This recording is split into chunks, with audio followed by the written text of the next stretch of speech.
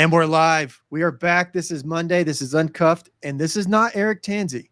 This is the dead man. Tanzi turned 29 last week. Last Thursday was his 29th birthday. He turned 29. I'm waiting for some audio to come blast my ear. There we go. So he turned 29 last week, and his family took him on a vacation. They went to see some baseball stuff in Pittsburgh, and he is coming back today. But seeing how his studio, the studio that Uncuffed is recorded in, is at his house. That means Margaret and Jay don't have a place to podcast from today to give you guys Uncuffed. So for a birthday present, you have me, and you'll have the wonderful Jason Kiefer.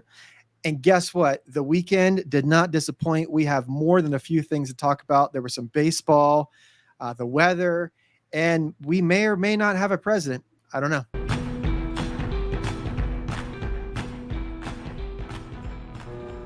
The growing calls across the nation to defund the police. To end policing as we know it. Off the charts violence in New York City. 11 people shot in just 8 hours on This is Sunday. about the police officers who every single day put on that uniform and they run towards danger when we run away from it. Ooh, guns up, giddy up. This is always weird when I'm doing it and Eric's not around, because it's so much easier to sit back and push buttons and watch him do all this and just listen, because I can kind of lead into and kind of feel what he's going to come up for next. But when I'm doing it all on my own, it's really hard to put out my next thought, because it is my next thought. So today, it's not just going to be me. I have Jason Kiefer from Walmart. I'm out of here. Illegal Shift. We do have a fire show on Patreon that we need to kind of maybe figure out what we're going to do with. Facts. Jason. And you're not alone. Yep. We've had, so if you've messaged me or Mrs. Keefe about Down the Pole, we haven't talked. I'm going to be straight up. We haven't talked. And that's good. I'll fall on the sword in that. That'll be on me. I will do what the Secret Service cannot. I will take responsibility for something that we should have done, and I haven't done it. I've dropped the ball on that. We've been super busy. I'm not sure if you noticed that the networks expanded a little bit with Two Cops, One Donut Shop, Factor Meals isn't it? The podcast, Anti-Hero, one more might be coming under. So like we've been busy behind the scenes, and I'm more of a behind the scenes guy anyway. So I'm trying to allocate some time and move some stuff around. So I've got more time freed up to help Keith do one more. But Keith, man, it's been a while, buddy. How have you been? Good. Hanging in there. I appreciate your transparency of falling on the sword. I will yield my time since you've already fell on the sword. Although it's probably just as much my fault as well. But yeah, it's been busy. Got back into town yesterday. Had a Warthog Police and Fire Bike Club that I'm in. We had a big event up in just outside Detroit. So we group of cops and firemen that raise money for people that are hurt or have passed away. So we had like 850 of us. A whole bunch of debauchery all weekend. How many tickets did they get? 0. 800 bikes and no tickets? No tickets. Man, there was a bike stolen. Well, there's that. Because you guys were in Detroit, right? Yeah. Well, there's that. So Detroit didn't pass up that, and some state troopers dropped the ball, like 800 balls. I do want to throw a shout out to one of our guys. So we all left Michigan yesterday and we headed back to Cincinnati. Well, then there were 2 out of town guys that we didn't know were coming into Cincinnati for Slash was going to be having a concert. Well, apparently he canceled it, and they were riding. One of the guys went down. So after I got back, getting ready to get into a shower, I get a phone call that we had somebody down that was an out of towner down, and arranged to get his bike on a trailer. Got it right out in the driveway. Currently, he's healing, a little bit messed up, but that's what we do. We take care of each other. We reach out, and so we'll arrange to get his bike back up to New York at some point somehow, and then make sure he's good to go first. But anybody that I talked up failure to stop the whole time I was up there. One more and I'm out of here. While I was up there, I think we got some good stuff coming down from these guys, because a lot of them are former military, like I said, police, firemen. So I got some good stuff coming up here real soon. But we're thinking about our dude. I won't throw his name out there because it doesn't matter. But he knows who he is, and the people that know that he went down know who he is. But he seems like he's healing well, so that's good. So do you want to just get into this? Because I would say we predicted it, but we damn near wrote the book, published it, sent it out there, got John there to do some pictures, and then talked about it for a couple of years. Then the book actually happened. Then it got, like we called this. How did anyone like in the media or anybody else see this from 1,000 miles away? Now that, did Biden actually write the letter? I've been seeing a bunch of stuff today because obviously I was on the bike yesterday, but catching up, on all the stuff, and everything that I'm seeing is like who wrote it better was the greatest tagline I've seen. Yeah, because if you go back, you could Google search yourself. Just while you're listening to this right now, pull up your phone and go to another tab and pull up some Google Joe Biden's signatures. Tell me if you've ever seen him underline his last name. Ever. And then this one massive, like life-changing announcement, we're going to do it now. Not only that, some people in the chats are posing the question, where is he? Where is Joe Biden? Did he write the letter? Because if this is something that, this is pretty big. This isn't, hey, man, I haven't figured out what we're going to do for dinner yet. It's not an announcement like that. Or it's not like, hey, we got a new dog. It's not an announcement like that. Or even, hey, we're buying a house. It's not even an announcement like that. It's, hey, I'm not going to do the thing that we have campaigned on and took millions and millions of dollars on. And we just beat this horse to no end and said that I'm going to be here. And then all of a sudden, I'm just going to say, I'm going to bow out. And not only that, we're going to just get rid of all of the natural processes that we've had, the constitutional processes that we've had. Because had we had the debates with the Democrats, I don't think he'd been there. RFK would have been there. But do you think so? Yeah, absolutely. And I mean, if you look at it, he campaigned from a freaking basement. So you can't, on camera, you can't bow out on camera. I know you're sick. Okay, you're mending, you're healing. But you can't, set up a camera and say it to the people versus, I mean, it's like in high school, breaking up with a girlfriend, not having the balls to do it to her face. You fold up a little paper football and flick it to her and say, hey, guess what? I think we're done. I mean, I'm so utterly, I want to say I'm confused because I am, because this is just not, I'll say it manly, doing the man thing. Presidential Thing, even better.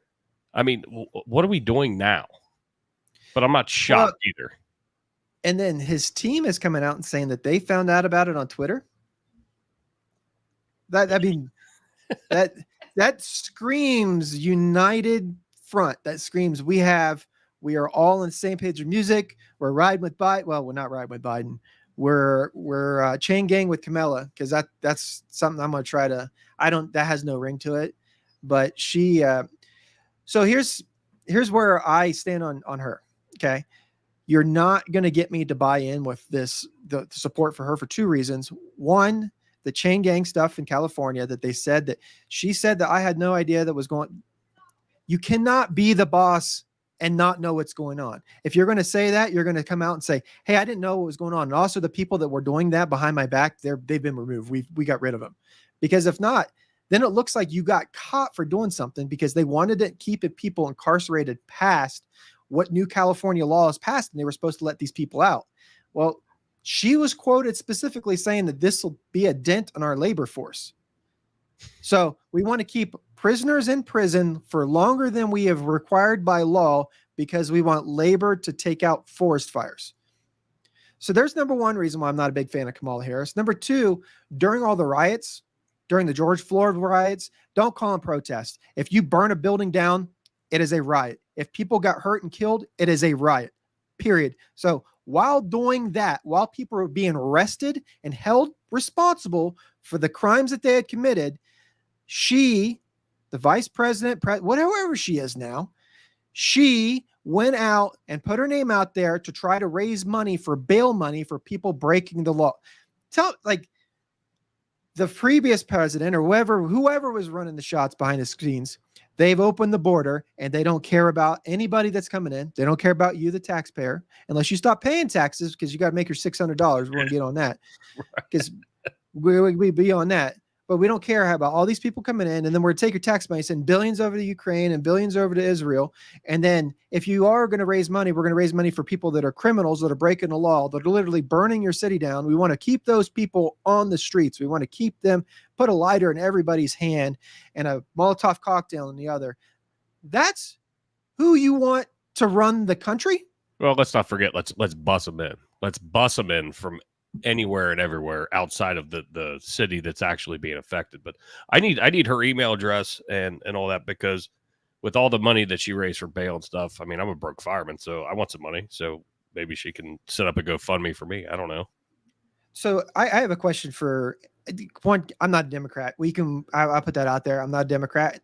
And you could say I'm a Republican, but I'm a more down the center of the line. I'm a more common sense. If that's a party that we can start and get behind, I'll get behind the common sense party.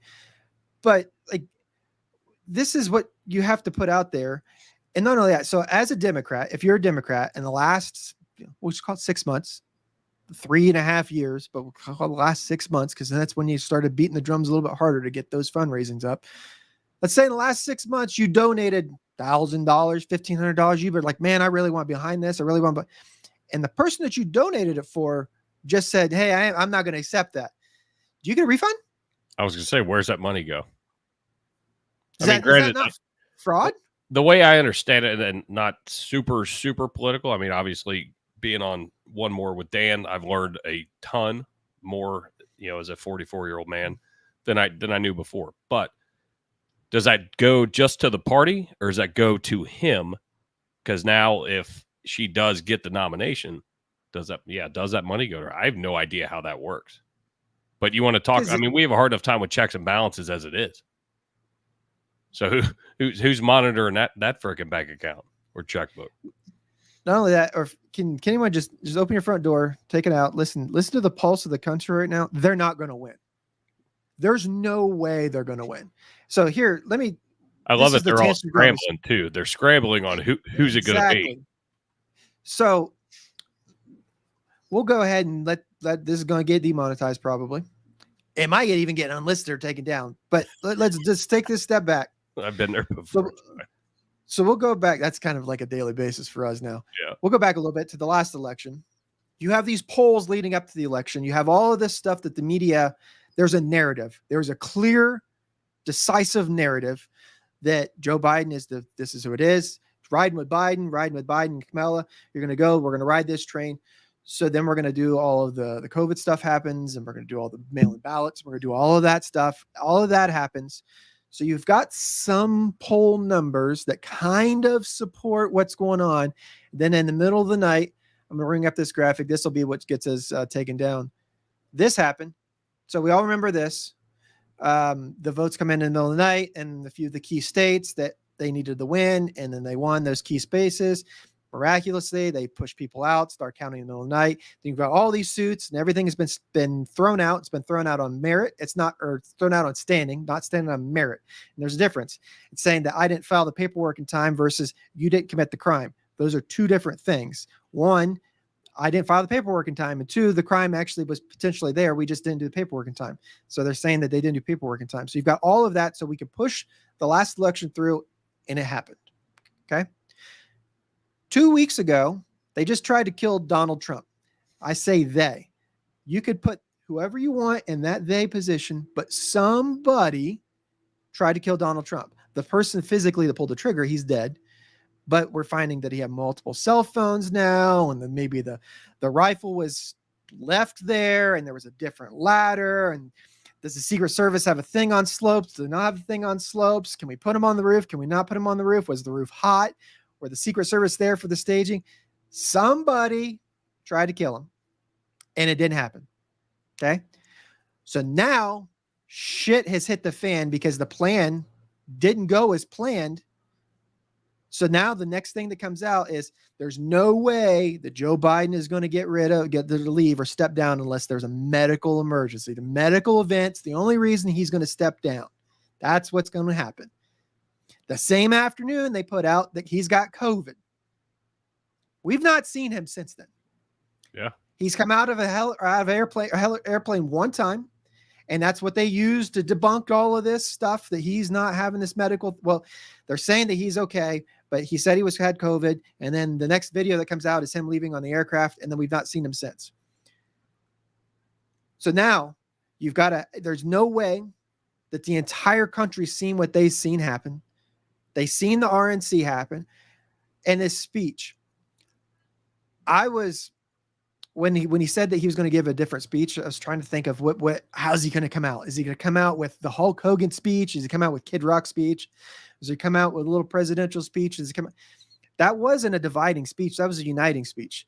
Yeah. That wasn't a let's throw blame at this. This was because he said, and he explained that if half the country votes one way, half the country votes the other way, the majority of the country votes one way, he still represents everybody. So right now, I don't know where he is, but Joe Biden is the standing president. He's still my president right now. Do I like it? No, not one bit, but he's still the president right now.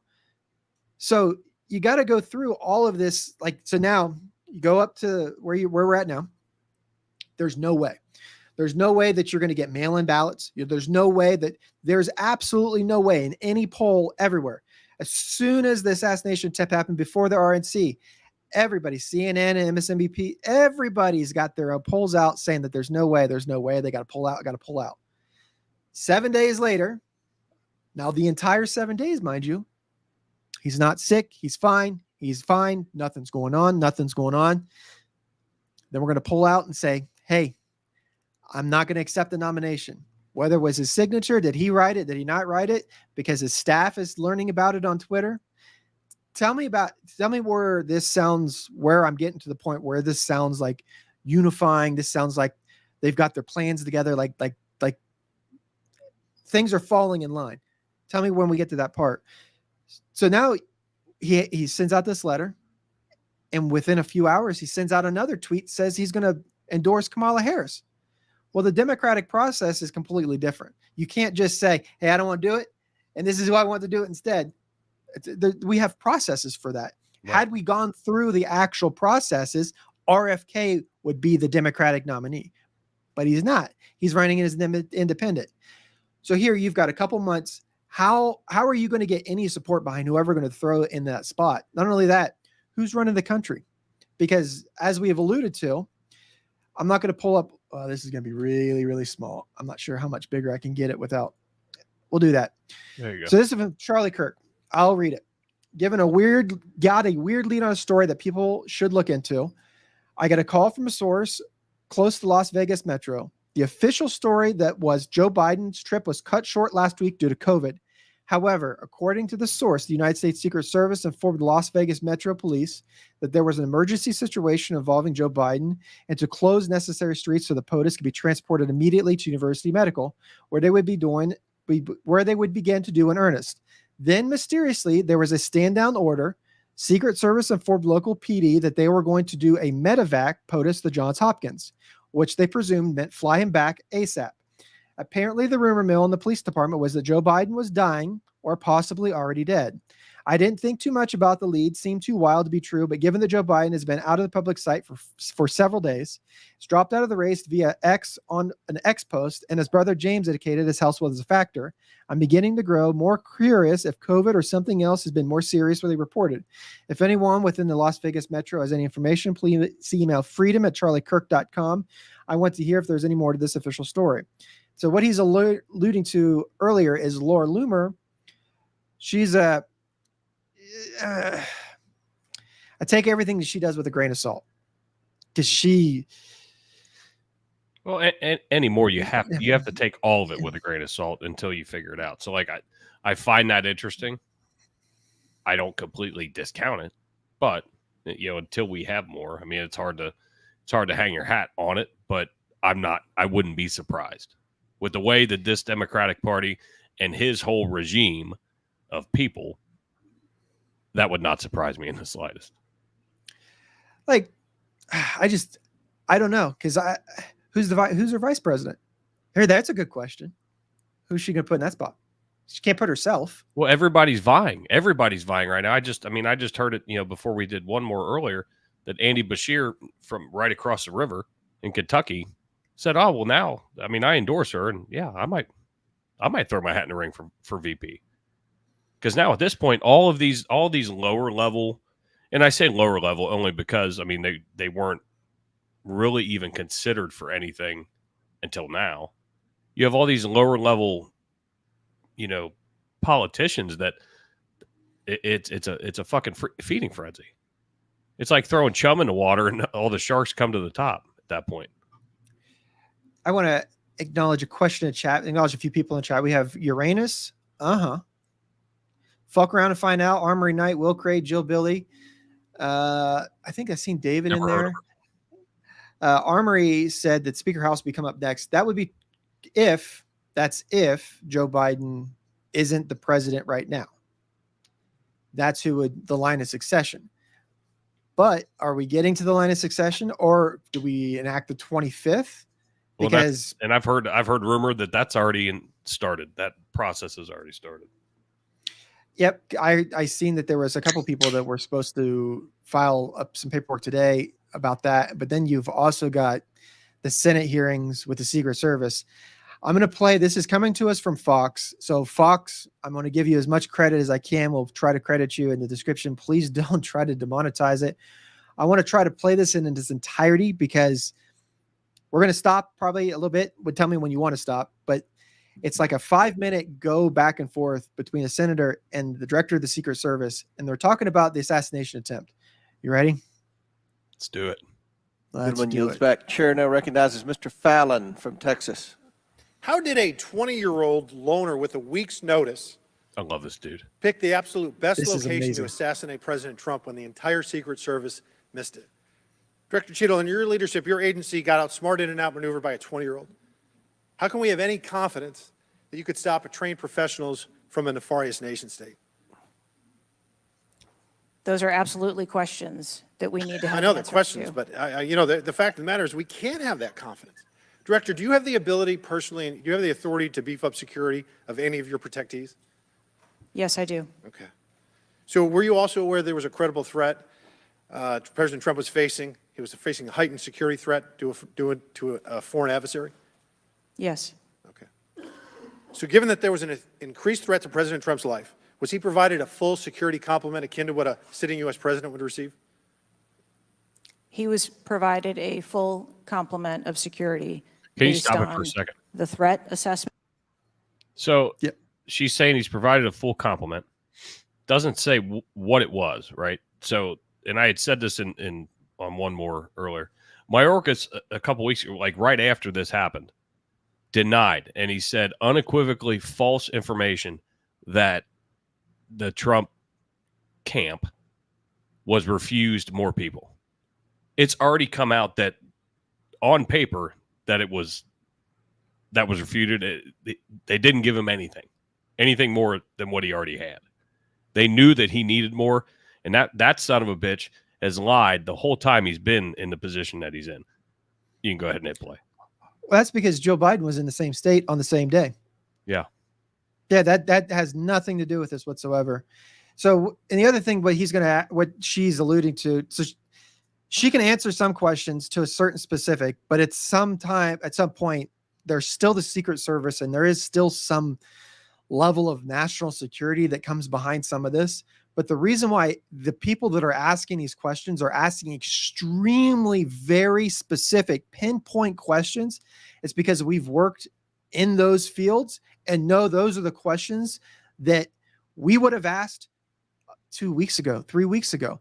If we have a known threat, because she's going to say it's based off of the threat assessment. Well, if we know that there's a threat and we know that there's things, because I don't want to get too far ahead of where he lays out the groundwork for her to just stumble over her words so good here.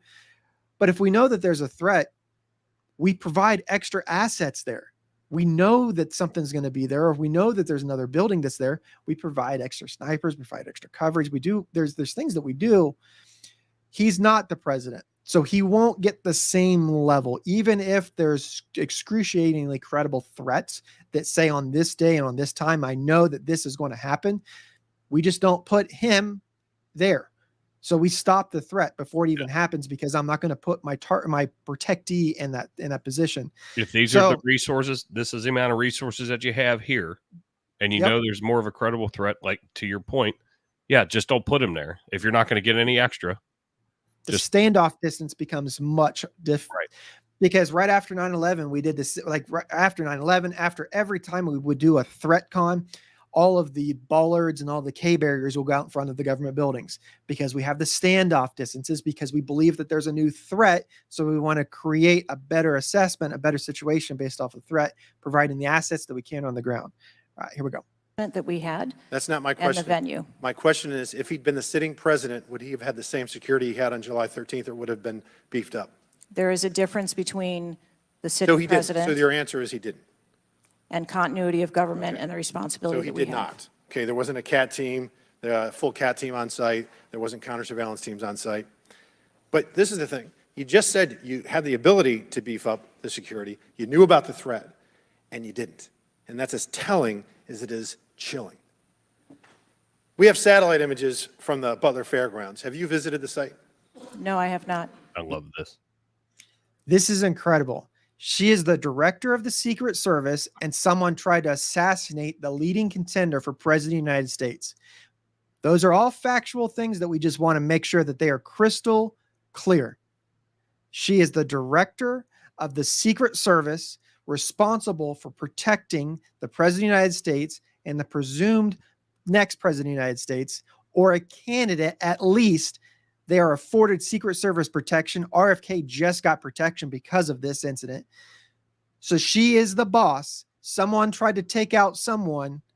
9 days and you have not visited the site. You should have been there that night. Did you talk to, that evening, did you talk to the team, the heroes that surrounded the president? Did you call them that night? They were still operational work. So that's an answer is no. Did you call them the next day? President. Yes, I spoke with. You called them the very next day, not the day of, or was it 72 hours after? I don't know the timeline, but I spoke with Okay, them because you're under oath. immediately I following. think it was 72 hours after. You waited 3 days. What is immediately clear is that there are a number of structures that need to be secured. Of these, Director, other than the first, immediate 4, what's the most dangerous site that should have been secured? Because Security 101, you got to mitigate the high ground. Yes. Okay. Do you know what the next most dangerous site, what was the closest structure to the president, other than the 4 immediate ones that you had your counter sniper teams on? There are a number of structures around that event site. You know who the shooter knew? The shooter has visited the site 2 more times than you have, and he had a drone, and he picked the AGR building. So you said, do you remember in an ABC interview you did that you didn't have people on the roof of the AGR building because you were worried about safety because of the slope?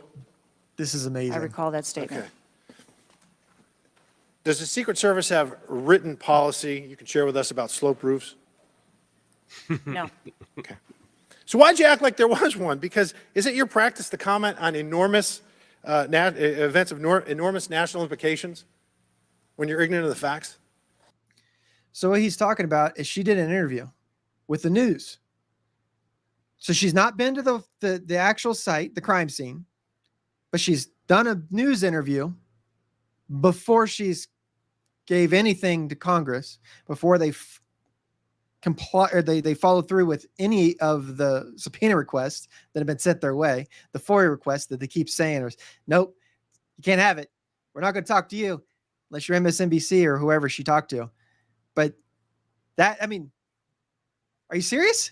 This is the Secret Service. The boss of the Secret Service can go out on the mainstream media news and talk about things like she knows what she's talking about, but in front of Congress a couple of days later, Can't say having shit. problems answering very, very simple questions.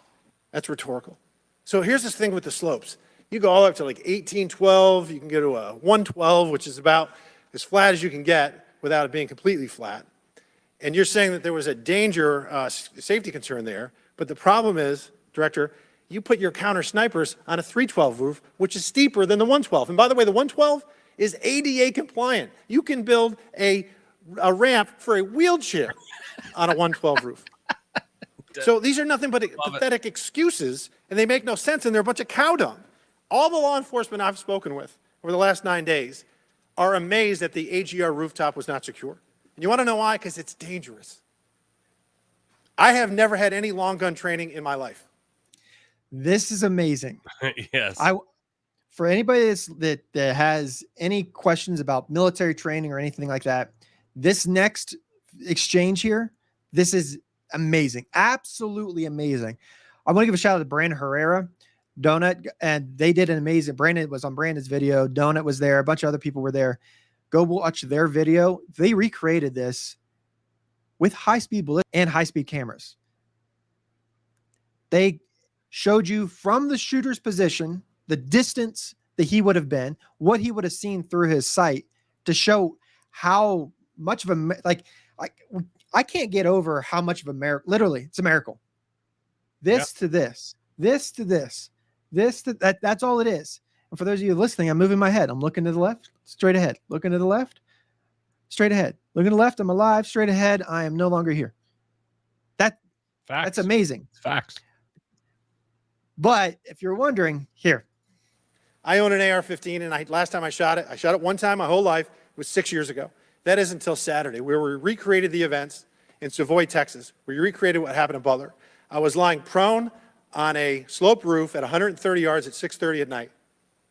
And I knew that he had a scope. I didn't know what kind, red dot or magnified. So I shot 8 rounds from both. You know what the result was? 15 out of 16 kill shots. And the one I missed would have hit the president's ear. That's a 94% success rate. And that shooter was a better shot than me. It is a miracle President Trump wasn't killed. Corey Comparator's life is over because that damn shooter made it on the roof. And it wasn't the roof that was dangerous. It was the nut job on top of the roof. You know what else is dangerous? I believe your horrifying ineptitude and your lack of skilled leadership is a disgrace. Your obfuscating today is shameful. And you should be fired immediately and go back to Garden Doritos. Mr. Chairman, I yield back. If that's not a mic drop, I'm done. Go back to that is a t-shirt idea. Go back to guarding Doritos with just her face on it. Someone, Red Pill Threads, if you're listening, that's a shirt. That's an awesome shirt. I want that shirt. You wouldn't have that type of reaction. And again, I'll go back to the fact that, well, we have to wait for the investigation to be thoroughly done. You're the director and you have these answers. You have these answers and your bosses are asking for them. And when you come in and just say, well, I don't have that information at this time, I'll have to go back and look. No, you had plenty of time. And the fact that Representative Mace completely blew her up. And she was amazing. Said that, you're full of shit in the middle of the hearing. The fact that you have, she came with no answers. None. Zero. None. You know what? She's going to have a hard time when she gets back to the hotel. How much money have you looked at that? I don't know, but she should be able to afford one of these things we're going to talk about because it would help her sleep at night if she slept on a ghost bed. Ghostbed.com/Wolfpack. Sleep so good, it's scary. Ghostbed has been a proud sponsor of Feather Stop since day one. Since before I was here, since before Keith was here, since before any of us here, but it was just Mike and Eric. They've been here and they've stuck through till the end. When no one else said that they would sponsor a pro law enforcement, pro first responder show, first responder show, Ghostbed said, fam, we got you. Ghostbed, they have been a long-standing supporter. Usually Eric does all these ad reads, so if it sounds like it's a little weird, he does these so natural. I'm usually back behind the scenes, poking all the buttons and making sure all this stuff comes up on the screen. But ghostbed.com/Wolfpack will get you 50% off your first order, or 50% off your order with Ghostbed. Eric I swear, cannot stop talking about Ghostbed. Anthony's talking about his Ghostbed, the Ghostbed pillows. You know what's better than the cool side of the pillow? Always having the cool side of the pillow. When it starts to get a little bit warm, flip it on the other side. But you don't even have to worry about flipping on the other side because they have the cooling technology that always keeps you cool. The massage topper. If we don't have a human resources at One More and I'm Out Here, or at Fair to Stop, or One More and I'm Out Here, but we should, because of the inappropriate things that Eric's text me while he's on his massage topper. Mm-hmm. I can't say him. I can't even show him. Maybe we'll talk about it on Patreon, but even then, I can't. I need to send my phone to church.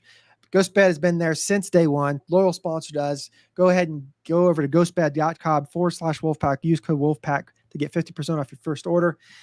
And then when you wake up, You got to have a good meal. The only way to get a good meal is go to factormeals.com, Factor75, use promo code Wolfpack, get 50% off your first order. These are delicious. I am an excruciatingly picky eater, especially with my diet, with all the health issues that I have. And even I eat some of this stuff. It's fresh, never frozen, comes right to your front door. They've got blue cheese filet mignon with curry, celery root mashed, and rotisserie broccoli. I'm hungry. I haven't eaten anything all day.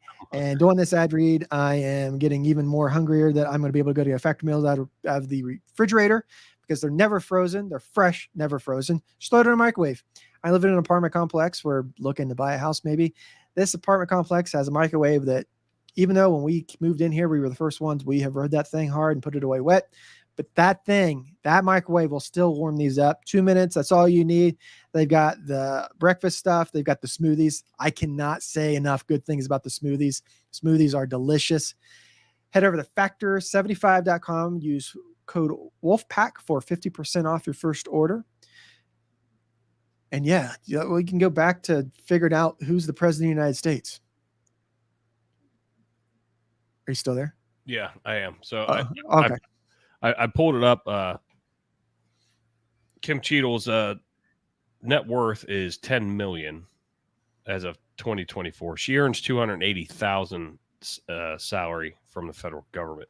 I'm trying to figure out how much she made when she was the director of security at PepsiCo. That's what I was looking at while you were ad reading. Oh, yeah, that's right. She came from Pepsi because guarding soft drinks is the same thing as guarding human life. She's on record more than once, and they have a whole ad read. They have a whole marketing campaign about getting DEI into the Secret Service and having 30% female. I tell you what, Keith, if your house is burning, when the door gets kicked in and there's a fireman standing there, do you care if it's a guy or a girl, or do you care that they're competent and they're able to do their due diligence job to the best of their abilities, potentially keep you alive, save a life? Yeah, just do the job. That's all I need you to do. Very easy. Very, very easy. Very simple. So what we're getting at here is, so if you hire someone based off of their gender and discriminate against someone based off their gender, that may be illegal. I don't know. Not only that, I want to say this because I found myself in more recent years, especially with this podcast and all the different things that we research and the things that we find out about and the crazinesses that we find out when we find out about, like, the dude that's the swimmer guy that wants to go and win all the NCAA medals. You're still a dude. I don't care. You weren't that good at swimming for your own sex, so you had to go and beat a bunch of girls. Great job. They're all celebrating second place. They don't give two shits about you and your gold medals, dude. So when I say about the feminist stuff, I found myself more feminist in these years than I have in any years past. And I say that to say this: there's job applications that you can put in at any job. Okay. And if you go to some of these bust ass jobs that are known historically to be male dominated jobs, in the past 20 years, since I've been an adult male and able to vote and out, since I've been 18 years old, in the last 20 years, there hasn't been a huge influx of women into coal mining, has there? I don't hear about the oil refinery industry celebrating the 30% female occupancy that they have on the oil derrick. Is it because they're not hiring them, or is it because they're not applying? We can push to have this equality question all you want, but you know what? People are heavy, and men are better suited to lift heavy things. Me, as a crippled man in my wheelchair, I'm still able to do things that my wife is not able to do. And she is 1,000%, 100%. I'll drink for Keith. 100%. That's twice I owe you now. More than able-bodied. More than able-bodied. And there's still things that I can do physically as a male that she can't, because I'm stronger and there's no way that she will beat me. And if I go and I start competing in the women's sports, I, in a wheelchair, probably might set a few records. I don't know. But we have women's sports and men's sports for reasons, and we have these professions for a reason. And yes, There's nothing that says that we are not going to stop the applicants from this. But at the same time, we have minimum standards for a reason. They're the minimum standards. You know what a minimum standard is? How long can you hold your breath? If we put you underwater, what is the minimum that you can hold your breath? Because that's the standard. If I hold you underwater any more than that, you're going to start drowning. That's a minimum standard. We have those in law enforcement. We have those in the firefighting field, EMS. We have those as doctors to get into law school. We have minimum standards for a reason. If we start lowering those standards because we want to make sure that we have some DEI ratio that has more females than we did last year, great. You know what the Secret Service has? Support rules. I'm not saying that all females need to be clerical support rules, but you know what? In my life, how many She-Hulks have you met? In person. Like, no shit. If I were getting into a fight with this chick, she'd hand me my cake. How many? I can count less than one hand, but I've met a few. I've met a few female firefighters that will run circles around a lot of the males that I know. So I'm all about it to your minimum standards. A lot of people exceed them.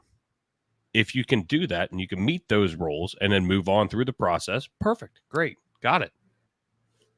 I just don't know. I don't know enough about Cheadle's background outside of what I've just been looking up. And, like I said, I was on the road, so I didn't have a chance to deal with it. But looking at it, you can be a head of security, and she's passing the buck throughout more of, if we play more of that hearing, she passes the buck, and she was blaming local law enforcement a ton in the very beginning because she's trying to take the heat off because she knows she's fucked. And the thing is, answer the questions that are being asked, because all these questions weren't hard. They were not difficult, intrinsic questions.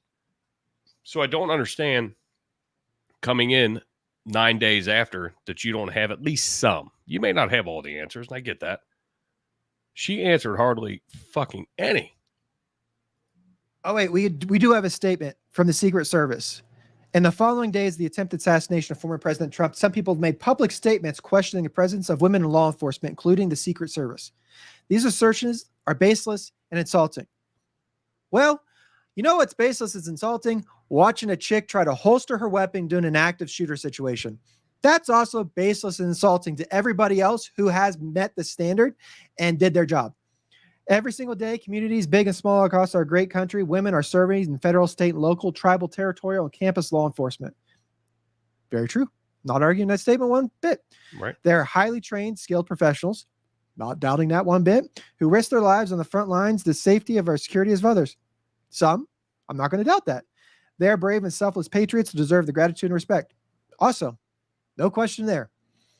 We in the United States Department of Homeland Security are the largest law enforcement organization in the federal government. We will, with great pride, focus devotion to our mission, continue to recruit and retain, elevate women in our law enforcement ranks. The department will be better for it, and our country will be more secure. This statement comes to us a few days after assassination attempt of the President of the United States. These assertions are baseless and insulting. The crickets are chirping. For those who are wondering where there's the dead air, there's dead air there for a reason. It's not baseless and insulting. Okay. We're asking very simple questions to something that was on live TV that we all can see. We all can do the reverse. I wouldn't be the director of the secret. You fucked up big time. Not only you fucked up big time, you keep fucking up big time. This is what should have happened. Keith, hit me. I will be the Secret Service director. This is probably an hour after the Trump assassination attempt. Good afternoon. Can everybody hear me? We're good? Does everybody got their mic checks? We're good. Mic, camera, we're rolling. Everybody, CNN, you got this? Got this? MSNBC, ABC, CBS, Fox, Jay Keefe News. Okay, we're good. Okay, earlier today, we all seen on TV an assassination attempt against the President of the United States. The Secret Service did what they did. We addressed the threat immediately.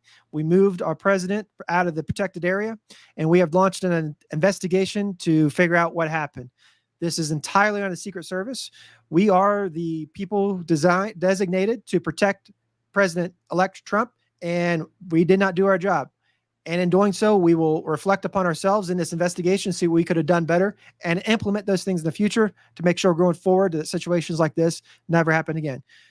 And at that, I'll just let you guys know that this is an active, ongoing investigation, and I'll answer any questions that I can take.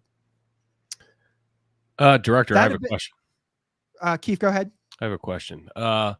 Were you present during the briefing before the event? I don't have answers to that as this time. I'm just getting on site. However, I'm talking with our special agent in charge, and this afternoon we will have another press release either this afternoon or tomorrow as soon as we have more information. I'll treat it just like a congressional hearing. So in a high level protectee, you're not involved in these. Is that what you're saying? Yes or no? As the director of the Secret Service, no, I am not involved in the day-to-day operations of our protectees. We have designated supervisory special agents that are in charge and are involved with the president and president-elect, vice president, and multiple protectees that we protect around the Washington, D.C. and United States area, that those are the people that are responsible for. As the director, I see the director's job, not essentially a lot of the day-to-day operations. However, I will get the information leading up to what was going on up to this event. I will get information what happened up to the event. After the event, I will give you as much information as I can to dispel any conspiracy theories to make sure that we have all the factual information out there. I'll stop you there. You're an idiot, and I yield my time. Okay. That's way better than, hey, it's on local law enforcement. Hey, right. They didn't secure the building. Hey, right. It's because the roof sloped. Hey, it's because you guys are making fun of the women. Hey, at what point does the director of the place that was supposed to do a job, didn't do the job, held responsible?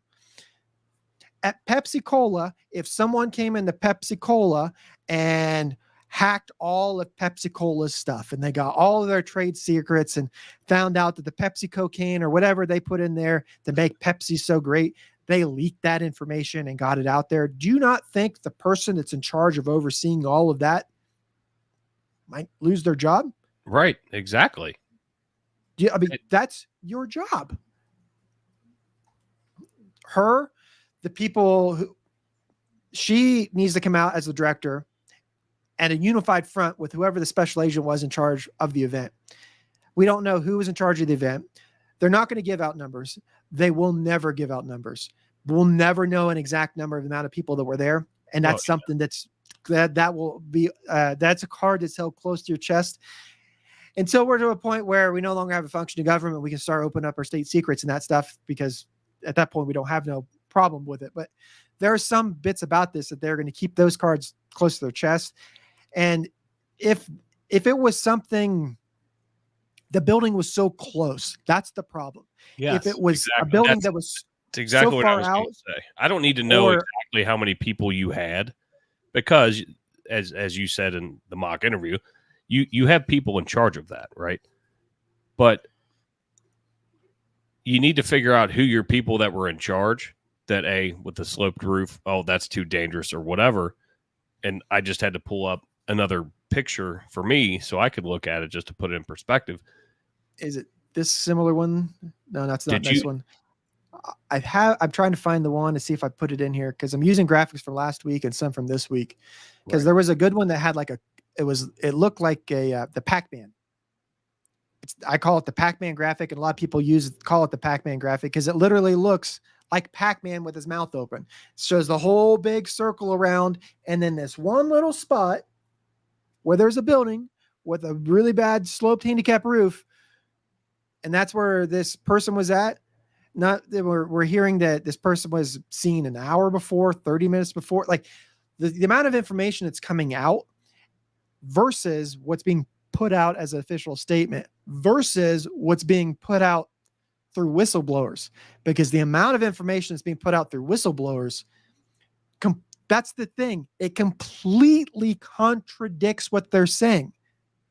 So you want me to believe this until somebody comes out and with the facts, the evidence, the receipts, every bit of it contradicts what you have to say. And you want me to continue to believe that? It's frustrating because we pay these people, right? These people are put into these positions, but to our point earlier, there are check boxes that were checked and people were put in place. And do I think that she's a dumb person? No, I don't. I think she's a very intelligent person. You wouldn't be able to work your way through. You can't fake it that long, right? But some people are just put into places that they just shouldn't be put in. You know, she may have been more of a better mid-level, manager. Whatever their titles are. I don't know what the Secret Service titles are, but she may be better midline versus all the way at the top. Because I don't know that she was asking the right questions. And the reason in the little mock interview that we were fucking around with, the reason I asked that is it is the highest outside of the sitting president, the president-elect. Why is the director not involved in those briefings? They should be. The amount of threats that they've had, they're saying that there's no threats, and they come out saying that there's a threat from Iran. Here, I'll throw the question that comes to my head: did we watch a coup from the inside, and then are we continuing to watch that same coup from the inside? Because we don't have Joe Biden on camera. We don't have Joe Biden stating anything. We have a statement from someone that says that they're Joe Biden with an underlined signature on a name. The letterhead isn't the same letterhead that usually is used. We've got no one coming out and doing like a speech. He came out, had a speech after Trump got shot, but we got no speech from "we're going to bow out." Who's running the country? Like these are, I would say, very simple questions, but they're very, very, very simple questions. And the fact that we're even thinking of them, let alone asking them, if you don't have you don't feel sick to your stomach thinking about, it's just, I wonder where tomorrow, Wednesday, Thursday, I wonder by the end of the week, what's going to happen. So, because go ahead.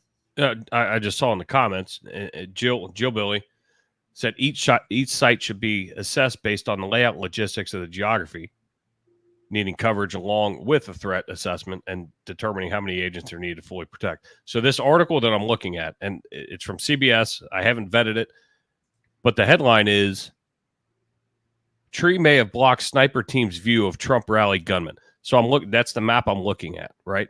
So guess what? If that tree's there and I'm in charge, guess what? That tree is now gone.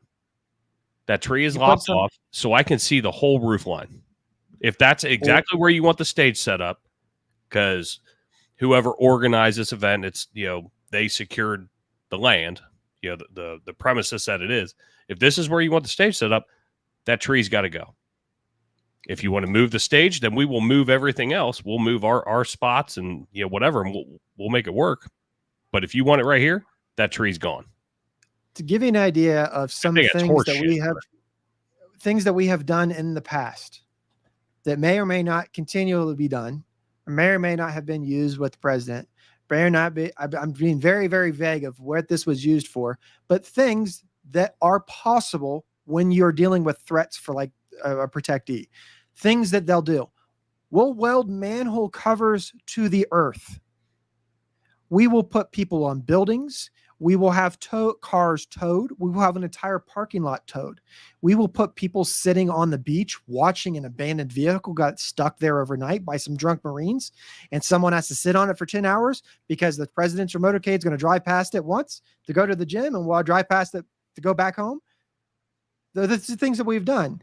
And understanding that secret, that protective bubble, it's a bubble, it's an onion layer. And I explained this before.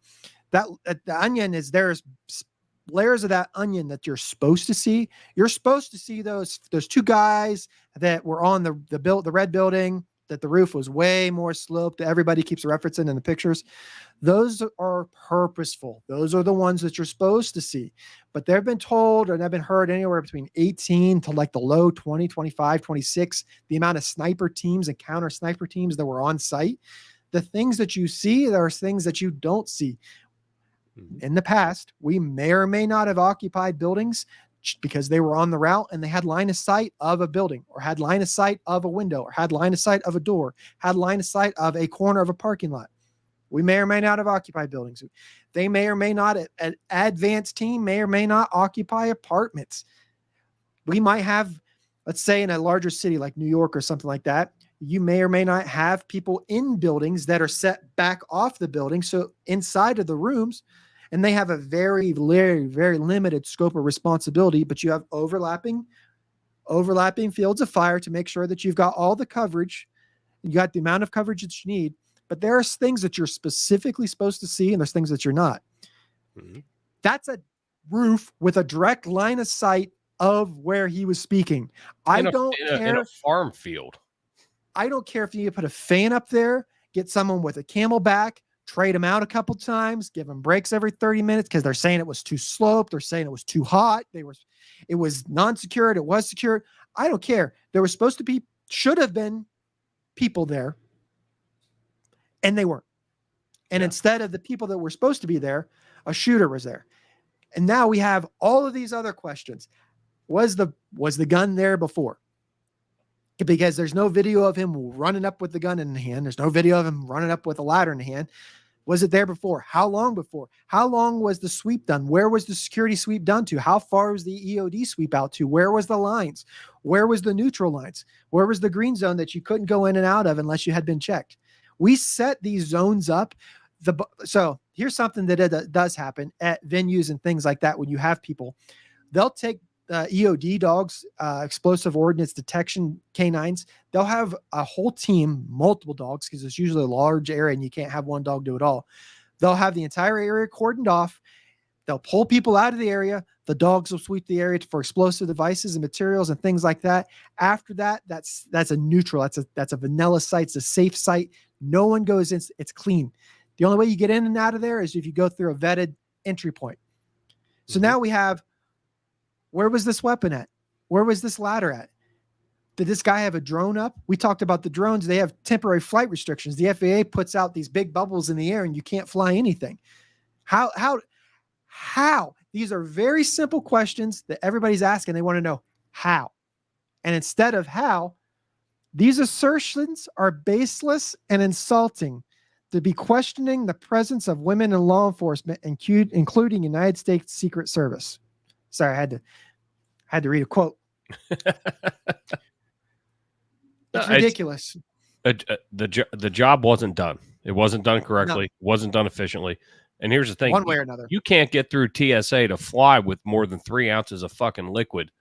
But yet this guy had enough access and a clear shot, supposedly outside of the tree, this tree. But obviously he got a shot off. Should have never happened. Should have never happened. Nope. And these are the people that are running our fucking country right now. Because here's the thing. Here's where my mind goes with this.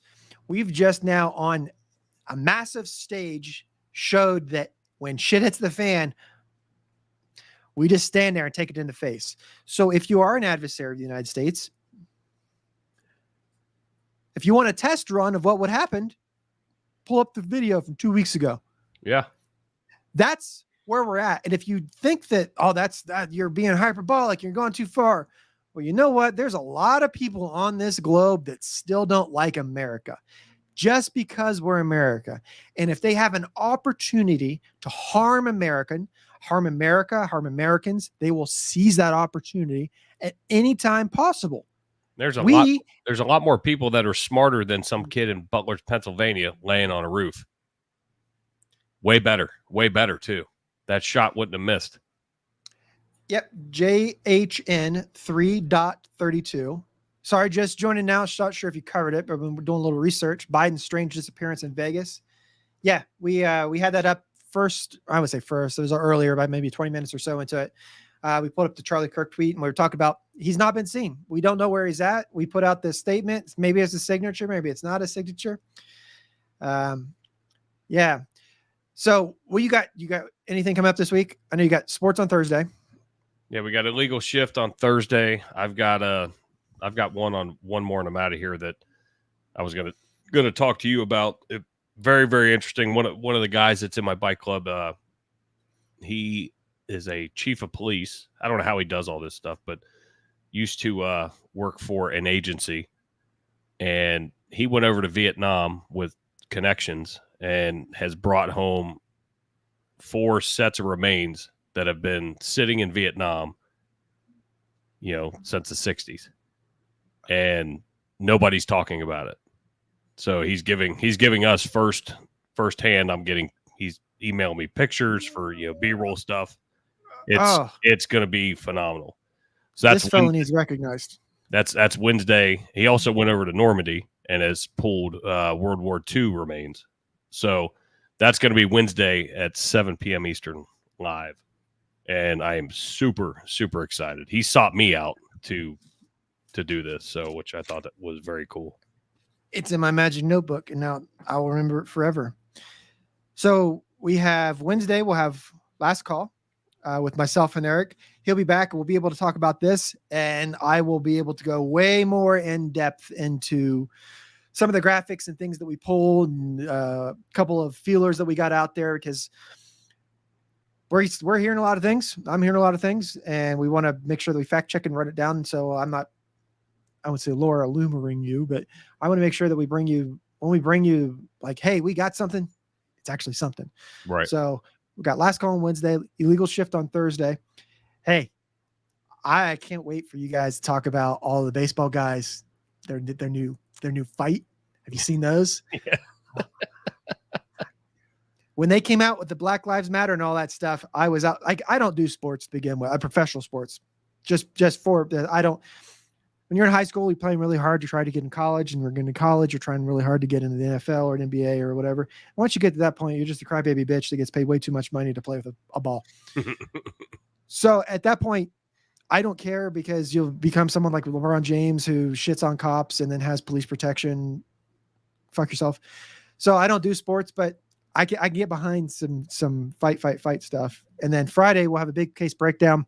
I think, because we had a guest last week, we had a case that we were going to do. I think what we're going to do, if you guys haven't seen this video, it's crazy. And I'm not saying that we're going to do it because I'm the resident cripple around here, but we may do it because I'm a resident cripple. And there's a quadriplegic that assaults police officers from his wheelchair while getting into it with his mom. I think that might be the case that we're going to break down on Friday.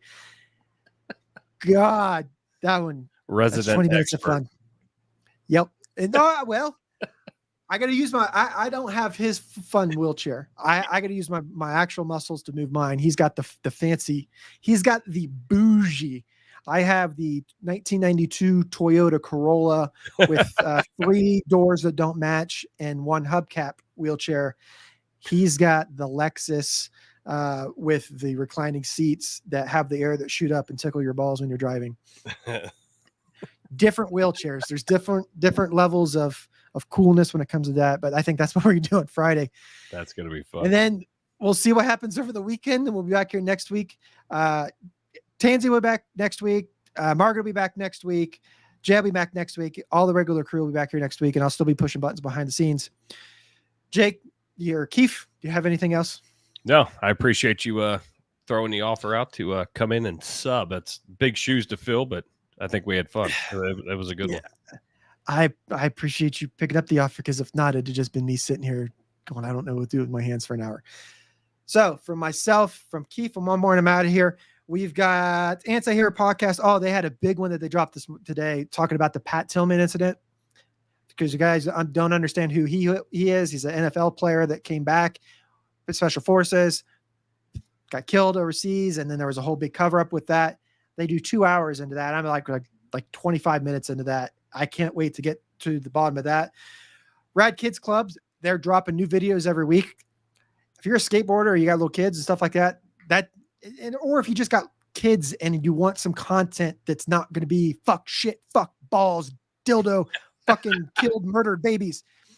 If you don't want that, Rad Kids Club is definitely that, because it's definitely suitable for children. It's from Children for Children. It's Eric's kids. They're sponsored skateboarders. They're skateboarding, and they did some wakeboarding with a professional wakeboarder. His oldest hit the stairs at one of the colleges. I swear to God, it's like a 3-story building. Every time I watch him go down and he would fall, I was like, in my head, I'm going, oh God, he's going to be like me. But then he lands it And I'm like, God, he's definitely not like me. He's way better than I am. So hit like and subscribe. He has a 5-star rating review on iTunes and Spotify. If you don't want to do anything else, if you don't want to like and subscribe on here on YouTube or any place else, that helps us the most. 5-star rating review. We haven't had a whole bunch of new ones to read from a while.